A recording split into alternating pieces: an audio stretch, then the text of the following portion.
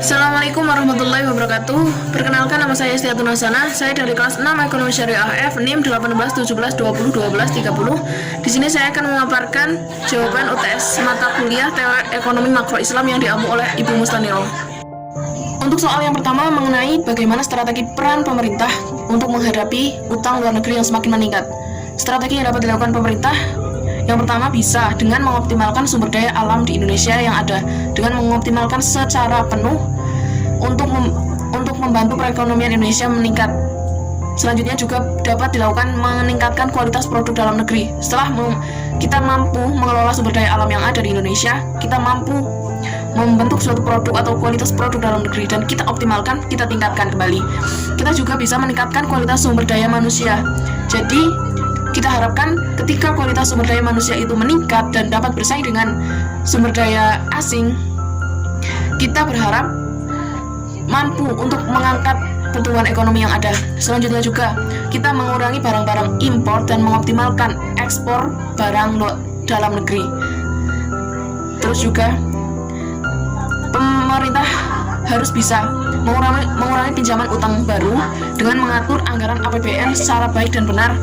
Dan APBN itu hanya untuk digunakan hal yang lebih produktif. Contoh misalnya, APBN itu digunakan dalam pembangunan infrastruktur yang diharapkan dengan dibangunnya infrastruktur tersebut. Contoh misalnya, jalan raya, jalan tol, ataupun bendungan, itu mampu meningkatkan pertumbuhan ekonomi di Indonesia. Terus bagaimana cara pemerintah mengatur pengeluaran negara agar sesuai dengan pendapatan nasional? Kita harus mampu mengoptimalkan mana yang harus dibeli ataupun yang tidak harus dibeli. Jadi jangan apa-apa sedikit-sedikit impor ataupun bagaimana. Contoh misalnya beras impor, padahal petani Indonesia itu mampu mencukupi ketersediaan pangan beras di Indonesia. Jadi jangan gampang untuk impor, tapi kita harus meningkatkan ekspornya. Terus bagaimana peran ekonomi Islam di Indonesia? Baru-baru ini kita sudah merasakan bagaimana peran ekonomi Islam di Indonesia yang sudah cukup baik dan sudah banyak dikenal oleh orang. Contoh misalnya, semakin banyak pariwisata yang berbasis halal ataupun berbasis syariah. Contoh misalnya halal food ataupun travel syariah ataupun banyak lainnya. Jadi dengan adanya ekonomi Islam, karena mayoritas di Indonesia adalah Muslim, dengan banyaknya label-label yang berbasis syariah, label produk syariah ataupun lembaga-lembaga yang berbasis syariah, contoh itu diharapkan mampu meningkatkan pertumbuhan ekonomi. Contoh misalnya, bank saja kita sudah melahirkan Bank Syariah Indonesia karena diharapkan, karena mayoritas pula di Indonesia itu lebih mayoritas beragama Islam. Untuk soal yang kedua yaitu bagaimana peran pemerintah terhadap kebijakan fiskal dan moneter di masa pandemi ini. Yang pertama, dalam kebijakan fiskal, pemerintah lebih melakukan realokasi dana serta pengadaan barang dan jasa.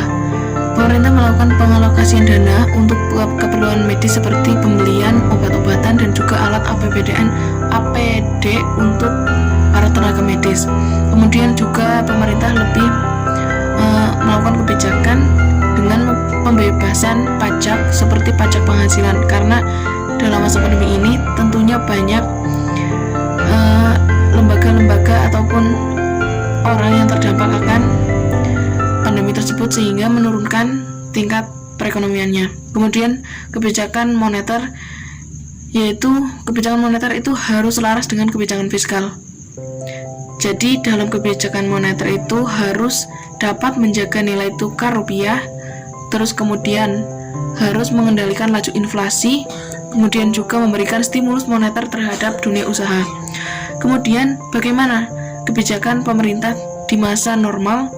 Di masa normal, pemerintah mengoptimalkan pendapatan nasional melalui pajak, kemudian peningkatan sumber daya alam dan sumber daya manusia. Kemudian juga pengendalian inflasi, laju inflasi, kemudian juga pengendalian atau pemberantasan tingkat kemiskinan. Kemudian bagaimana peran pemerintah di masa new normal? Di masa new normal, pemerintah lebih fokus untuk penanganan COVID-19, baik dari sektor ekonomi, sektor pendidikan maupun sosial. Itu masih bisa berjalan, namun harus tetap mematuhi protokol kesehatan COVID-19.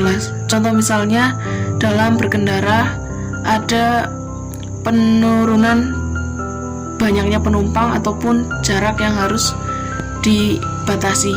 Jadi itu. Mungkin hanya itu yang dapat saya sampaikan. Terima kasih, kurang lebihnya saya mohon maaf. Wassalamualaikum warahmatullahi wabarakatuh.